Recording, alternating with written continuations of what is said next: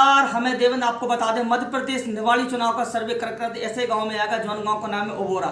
ओबोरा के अंदर बैठे हमारे बीच में ओबोरा बता दें आपको नए प्रत्याशी, युवा प्रत्याशी, लगनशील, ईमानदार युवा प्रत्याशी दिखा दो। भज्जा जी बैठे, वीरेंद्र कुशवाहा नाम है इनको। वीरेंद्र कुशवाहा जी पहली बार चुनाव लड़ रहे, जैसे पहले भी इनने एक बार दाव आजमा, इनसे जाने का भाव तो पहली बार कहां से का चूक हो गई थी, कैसे हट गए और जाबार जानत या आखिरकार कौन सी सोच और कौन से विचार को लेकर जाबार चुनाव लड़ रहे।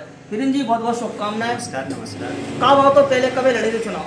पहली बार जब मैं चुनाव लड़ा था तो 2015 में चुनाव हुआ था। 2015 में चूंकि मैं राजनीति में आया नहीं था और गांव की जनता से इतना मेरा संपर्क नहीं था, मैं स्टूडेंट था उस टाइम पे। अब तब से लेकर मैं लगातार जनता की सेवा में उपस्थित हूँ, अच्छे बुरे काम में उनके शामिल हूँ। किसी भी तरीके की परेशानी हो, कोई भी हो, जनता हमसे तुरंत संपर्क करती है, हम जनता के बीच में तुरंत पहुँचते हैं। इस बार हमारी माता जी चुनाव लड़ रही हैं और हमारे यहाँ पे अनारक्षित महिला सीट है।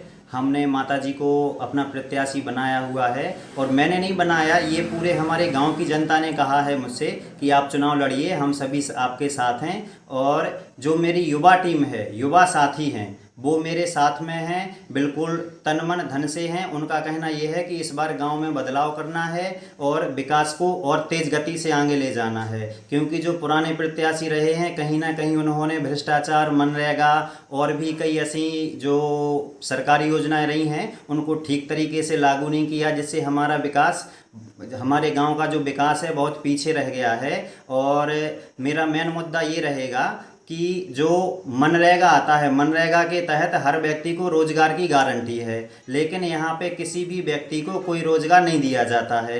लोग जो सरकारी निर्माण कार्य आता है वो मशीनों द्वारा या किसी अन्य तरीके से करवा के शासन का जो पैसा होता है पूरी तरीके से डकार जाते हैं। अब हमारा मतलब ये है, मेन उद्देश्य ये है कि जो हमारे गांव की जनता है वो कहीं बाहर ना जाए, पलायन ना करे, इसके लिए उनको गांव में ही रोजगार दिया जाता है, रोजगार दिया जाएगा।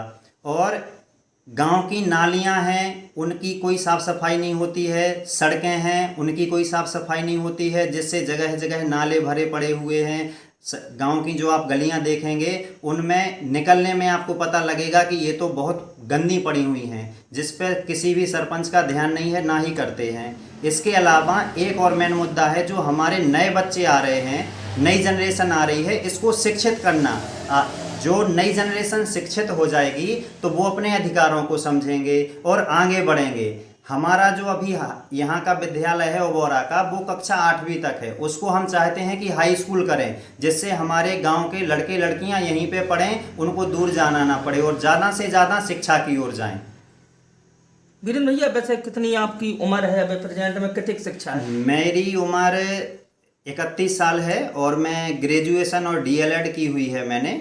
और मैं अभी वर्तमान में गांव में जन सेवा में लगा हुआ हूं बराबर। तभी से जब से मैं ये चुनाव हारा था उससे मेरा बराबर प्रयास है कि मैं जनता के बीच में रहूं, जनता की सेवा करूं। और मेरा उद्देश्य है कि गरीबों के हित में ही करना सब कुछ है, गरीबों के हित में काम करें तो वो सबसे अच्छा होता है।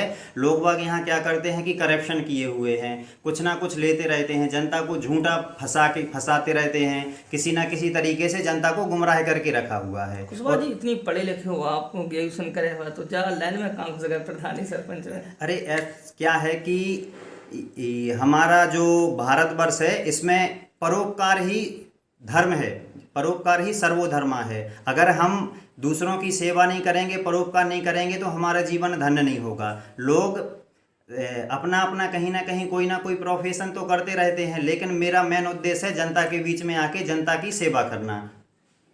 अच्छा बता दें, ये थे वीरेंद्र कुशवाहा जी जिन्होंने बताया कि गांव के अंदर कक्षा 8 तक स्कूल है, रोड मोड़ सड़क खड़ंजा वॉट ओवर बहुत समस्या गांव के अंदर ने बताई कि अगर गांव ने आशीर्वाद दो तो वास्तव में ये सब काम कराने की कृपा करेंगे। अंतिम सवाल, गांव में का क्या वो चाह रहे हैं ना, लोगों से, बूढ़े बुजुर्गों से कैसे आशीर्वाद मांगना? हमारा सभी जो युवा साथी हैं, मेरे मित्र हैं, भाई हैं, बहनें, माताएं हैं और जो मेरे दादा बुजुर्ग हैं, सभी से मेरा हाथ जोड़ के विनम्र निवेदन है कि एक बार मुझे सेवा का अवसर दें। हम इस गांव की तस्वीर बदल के रखेंगे, सभी को दिखाएंगे कि ये काम ऐसे होता है, ये काम इस तरीके से जो पुराने प्रत्याशियों ने या पुराने सरपंचों ने किया है वो इस तरीके से नहीं कर पाए।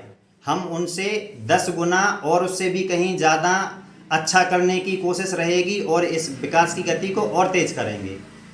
कैमरामैन आसिफ के साथ देवेंद्र कुमार, संवाददाता देव न्यूज झांसी।